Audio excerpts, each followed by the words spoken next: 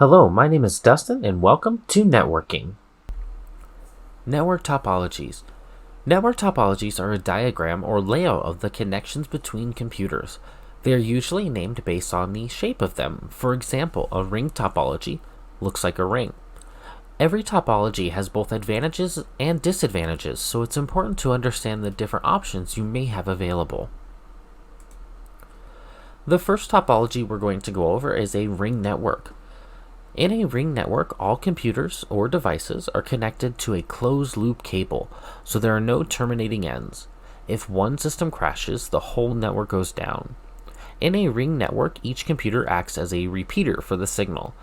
Devices have to wait for a token to come by to send data.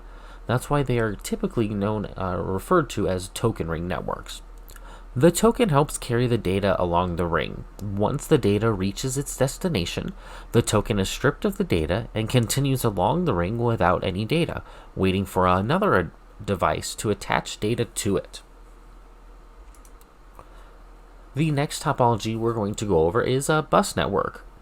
Devices on a bus network, also referred to as nodes.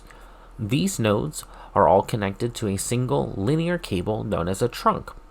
Each end of the trunk must be terminated to prevent the signal from rebounding back through the cable.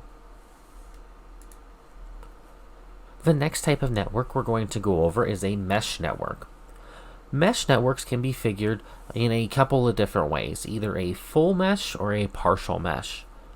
In a full mesh network, every device is connected to every other device on the network.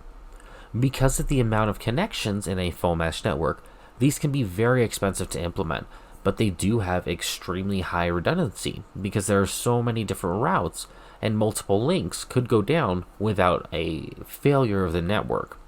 These are typically used for backbone traffic. In a partial mesh network, you get many benefits of the mesh network without the higher cost. In this topology, several devices are connected in a full mesh, while other devices are not. It's usually a lot less expensive and offers not as much redundancy as a full mesh network, but quite a bit. The next topology we're going to go over is a star network. Star networks are one of the most common types of Ethernet networks. In a star network, all devices are connected to a central hub or a switch. These are typically very easy to implement and have a decent amount of redundancy.